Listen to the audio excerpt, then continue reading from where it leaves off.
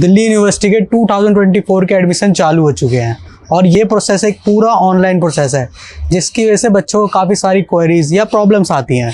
पर सबसे बड़ी प्रॉब्लम तो ये है कि बच्चे ये प्रॉब्लम जाके पूछे किससे या फिर ये क्वेरीज रिजॉल्व कैसे हो। तो ये सारी प्रॉब्लम्स हम लेके आए हैं एक दिल्ली यूनिवर्सिटी के प्रोफेसर के साथ जो खुद एडमिशन प्रोसेस में इन्वॉल्व है और उनका नाम है डॉक्टर मंजू एम गुप्ता। तो आइए चलते हैं, हम उनसे बात करते हैं। मैम, हमने ये सीरीज़ चालू करी है जिससे बच्चों को हेल्प मिल सके जो भी दिल्ली यूनिवर्सिटी का एडमिशन प्रोसेस है उसके लिए। तो आप थोड़ा बताइए कि अगर किसी को दिल्ली यूनिवर्सिटी में एडमिशन लेना है तो उसका क्या प्रोसेस रहता है? Because you have started this series and I love to help students beyond classroom. So it goes fine with me to spend time on this. So yes, first of all I think I would like to tell you what are the steps involved in taking admission in Delhi University if you want to. First of all you have to have passed class 12th, meaning you have to have your mark sheet of class 12th and you must have appeared in CUET, that is Common University Entrance Test, that is for most of the central universities in India. So after you have given exam for CUET, then you are expected to apply for CSAS, that is Common Seat Allocation System of Delhi University. After you have registered, then your CUET result would be out and it automatically the two places are linked to each other. But after your CUET result, you've been allocated a seat in a college based on your merit and your CUET score, and then that college will verify your application whether your mark sheet is correct. They do subject mapping and if you are okay in that process, then you are invited to pay the fees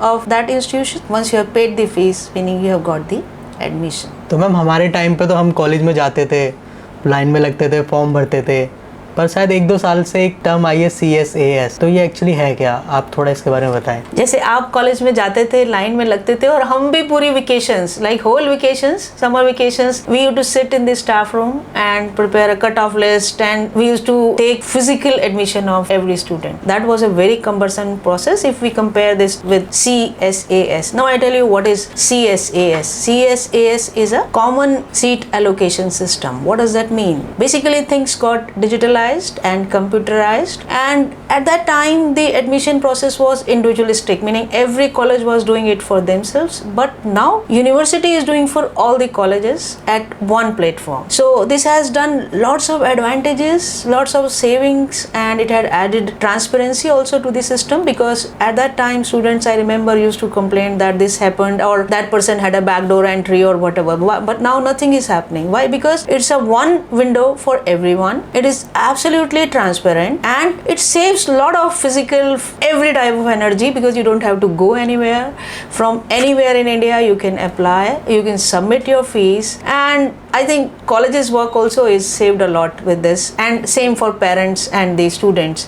At one window they can pay their fees, they can take the admission, and it's absolutely transparent, that I can assure. हम आपने भी बोला कि CSAS काफ़ी easy process है, पर मैं ये नहीं मानता, क्योंकि दिल्ली यूनिवर्सिटी में बच्चे काफ़ी जगह से आते हैं। मतलब मेरे हिसाब से तो ऑल ओवर इंडिया से ही आते हैं, पर पूरे इंडिया में कुछ रूरल प्लेसेस भी हैं जहाँ पे इंटरनेट का बहुत इशू है। तो बच्चों को ये प्रॉब्लम भी आती है कि उनके कनेक्शन लॉस्ट है, गलत पासवर्ड डल गया है, मतलब ये सब बहुत सारी चीज़ें हैं। तो इस पर आप क्या बोलोगे? Your question is valid, of course, but not 100%, because you see with digital India, Indians all over India are digitally empowered. So of course internet is unpredictable, sometimes they might be having problems, but at the other time it can be solved. But I tell you, there are other type of problems which are happening. Sometimes they don't get connectivity, and sometimes they by mistake do things, meaning they have not realized this well ki error done once will lead to rejection of their form altogether. So this is the problem, that their year is gone if they write a wrong category by chance, they didn't know and they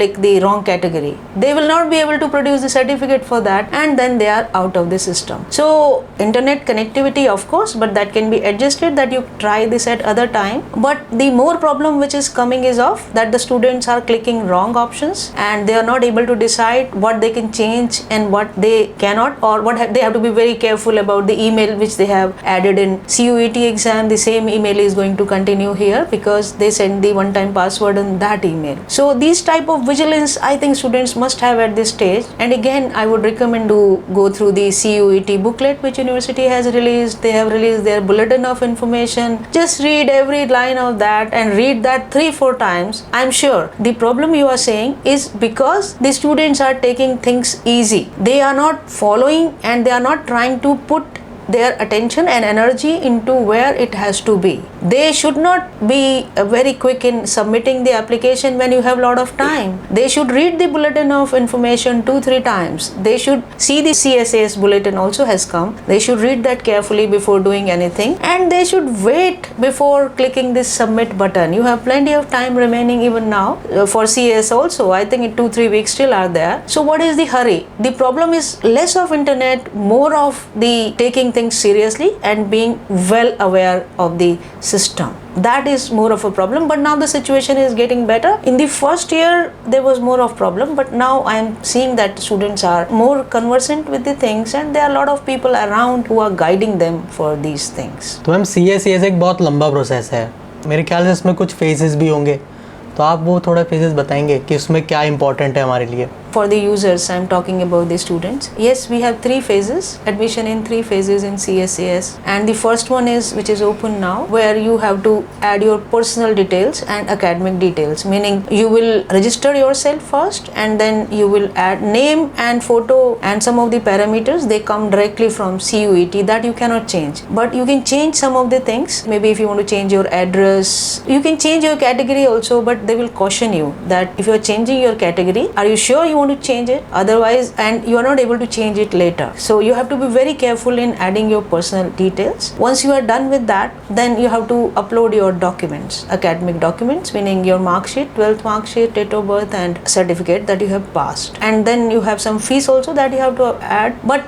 all this is in phase 1. So in the phase 1, I would say the most important thing for you is to very carefully fill your form and upload your documents and pay the fees according to your category, because fees also is varying according to the category. But what happens in phase 2 is that your CUET marks have been uploaded, and based on the combination and permutations, you are invited to give your preferences. Now what is a preference? Preference is for 2 things. One is for your subject. Say for example you want to do BSc Honours Botany, and the other one is from which college you want to do it. Maybe you want to do it from Acharya Narendra Dev or you want to do it from Hindu college. So they will ask you for a preference list and you have to be very, very cautious. In fact, it's a matter of a long discussion to which college to choose and which preference, because you have to have a background knowledge that with this much score of my CUET, where will I fall? And you should give those realistic preferences rather than anything, vague, so that you are nowhere. It should not be happening with you. So that is in the phase 2. And in the phase 3, based on your preferences and the availability of seats, you've been allocated some college. And it's exactly there where our work starts. So in the phase 3, you are allocated a college and then you approach that college. You accept that seat and that college verifies your documents. After that, your documents have been verified. You are invited to pay the fees. Once you have paid the fees, means it is done for you. You are admitted in that college. And then you will freeze your seat. You will freeze your seat, and if you want to